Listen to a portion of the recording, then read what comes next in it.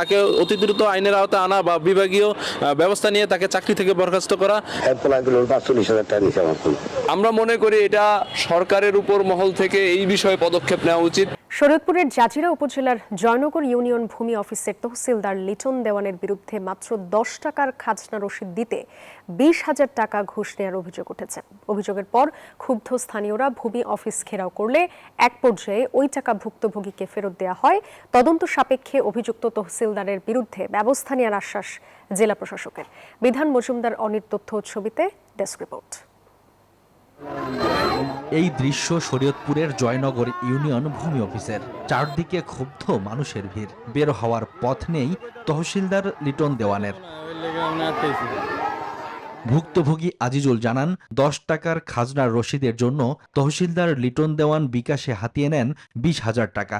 এমনকি টাকা নেওয়া হয়নি এমন স্বীকারোক্তি দিতেও বাধ্য করা হয়।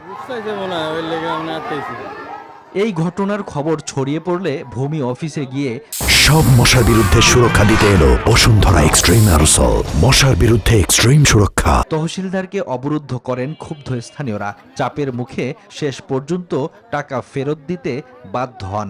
আমি এটা প্রতিবাদ করতে গেছি, সেখানে প্রতিবাদ করতে যাওয়ার পর অনেক লোকজন জমা হয়েছে।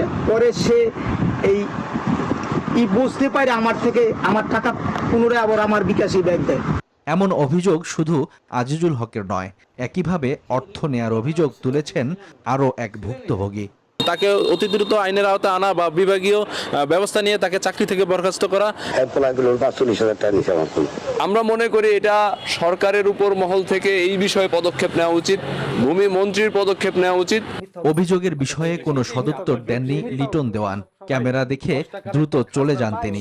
সেবা নিশ্চিতে অভিযুক্তকে অপসারণ করার দাবি মানবাধিকার সংগঠনের এই নেতার। টাকা ফেরত দিয়েছেন এটা বড় কথা নয়, এই কর্মকর্তা সহ শরীয়তপুর জেলার অনেকেই আছেন যারা এই দুর্নীতির সাথে জড়িত। অচিরেই এই ধরনের কর্মকর্তাকে অপসারণ করা উচিত। তদন্তের মাধ্যমে দোষী প্রমাণিত হলে ব্যবস্থা নেয়ার আশ্বাস জেলা প্রশাসকের। আপনি যে নিউজটার কথা বলছেন, অলরেডি আমি এসিলেন্টকে বলেছি ব্যাপারটা তদন্ত করে দেখার জন্য। সততা পাওয়া গেলে অবশ্যই আমরা ব্যবস্থা নেব। সরকারি অফিসে জনসাধারণের অধিকার নিশ্চিত করতে অসাধু কর্মকর্তাদের বিরুদ্ধে আইনি ব্যবস্থা নিশ্চিত করা উচিত বলে মনে করেন সংশ্লিষ্টরা। Desk report, news 24।